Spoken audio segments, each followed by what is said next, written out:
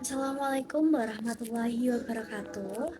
Perkenalkan, nama saya Rizky Agustina Fadilah Rahma dari kelas 3F dengan NIM 24021012007. Baik, hari ini saya ingin membahas tentang pemikiran seorang filsuf asal Prancis bernama Jean-François Lyotard.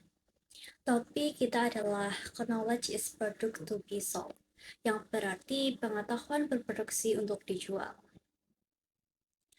Baik, pemikiran ini diambil dari hukumnya yang dikenal dengan The Postmodern Condition, A Report on Knowledge. Lewat buku ini, Lyotard ingin menunjukkan bahwa di zaman modern dan digital seperti sekarang, pengetahuan sudah tidak lagi dinilai kebenarannya, tetapi dari seberapa besar nilainya secara ekonomi. Baik, selanjutnya yaitu adalah latar belakang. Untuk memahami ide Lyotard, kita perlu tahu dulu konteks zamannya. Setelah Perang Dunia Kedua, teknologi berkembang pesat, terutama komputer dan komunikasi digital. Mulai dari tahun 1950-an sampai 1990-an muncul revolusi besar dalam cara manusia mengelola informasi. Kalau dulu pengetahuan disimpan di kepala atau buku, sekarang sudah berubah. Pengetahuan disimpan dalam basis komputer, bahkan di internet. Inilah yang membuat Lyotard mulai berpikir bahwa cara kita memahami dan memakai pengetahuan sudah berubah total. Slide selanjutnya yaitu ide utama Lyotard.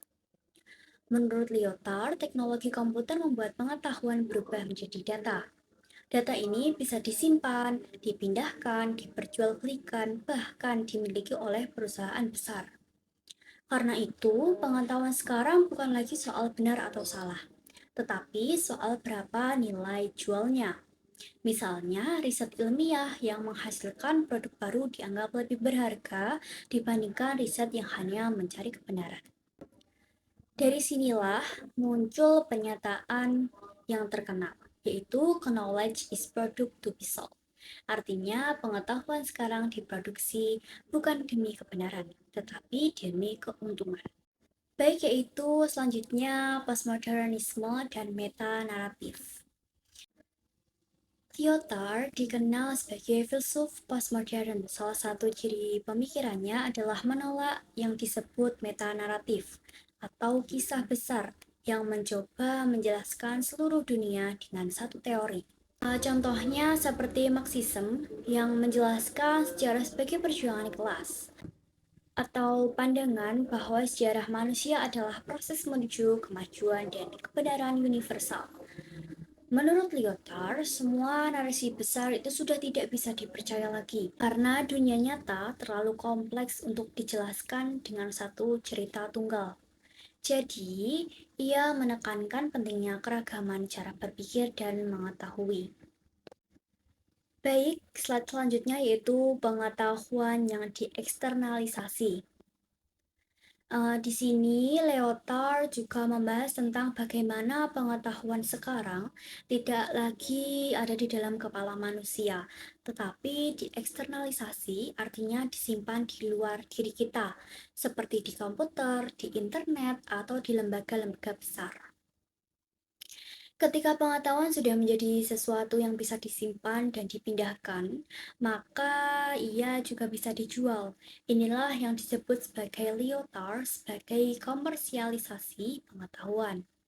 Misalnya, kalau pengetahuan sudah bisa dijual, maka akan ada pihak-pihak yang menguasai dan mengandalkan siapa yang boleh tahu apa. Misalnya, perusahaan teknologi besar yang memegang data pribadi kita. Mereka bisa menentukan informasi apa yang boleh kita lihat atau tidak. Jadi, kontrol terhadap pengetahuan berarti juga kontrol terhadap kekuasaan. Selanjutnya yaitu dampak dan kekhawatiran Lyotard. Lyotard khawatir ketika pengetahuan menjadi barang dagangan, kita tidak lagi mengejar kebenaran, tetapi mengejar keuntungan. Pertanyaan yang dulu, apakah ini benar? berubah menjadi apakah ini berguna atau apakah ini bisa dijual. Akibatnya, dunia akademik dan ilmu pengetahuan bisa kehilangan nilai dasarnya. Universitas bersaing untuk menghasilkan riset yang laku dijual. Data manusia dijadikan komoditas oleh perusahaan besar, dan pengetahuan jadi alat ekonomi, bukan alat pencerahan. Lyotard mengingatkan jika hal ini terus dibiarkan, maka pencarian kebenaran akan tergantikan oleh logika pasar, dan kebebasan berpikir bisa terancam. Baik, slide selanjutnya yaitu penutup dan pesan akhir. Jean-François Lyotard lahir di Prancis pada tahun 1924. Awalnya dia mendukung gerakan Marxis, tetapi kemudian kecewa karena merasa semua ide besar itu terlalu menutup kemungkinan lain. Akhirnya, dia mengembangkan pemikiran postmodern yang menolak narasi tunggal dan menghargai keberagaman pandangan. Beberapa karya pentingnya antara lain yaitu Discourse Figure pada tahun 1971, terus Libidinal Economy pada tahun 1974, dan The Postmodern Condition pada tahun 1979, dan yang terakhir yaitu The Different pada tahun 1983. Sebagai penutup, Lyotard ingin mengingatkan kita, pada zaman yang serba digital ini, jangan sampai pengetahuan hanya menjadi alat ekonomi. Gunakan pengetahuan untuk mencari kebenaran, memahami manusia, dan memperbaiki dunia. Sekian yang dapat saya sampaikan. Terima kasih. Wassalamualaikum warahmatullahi wabarakatuh.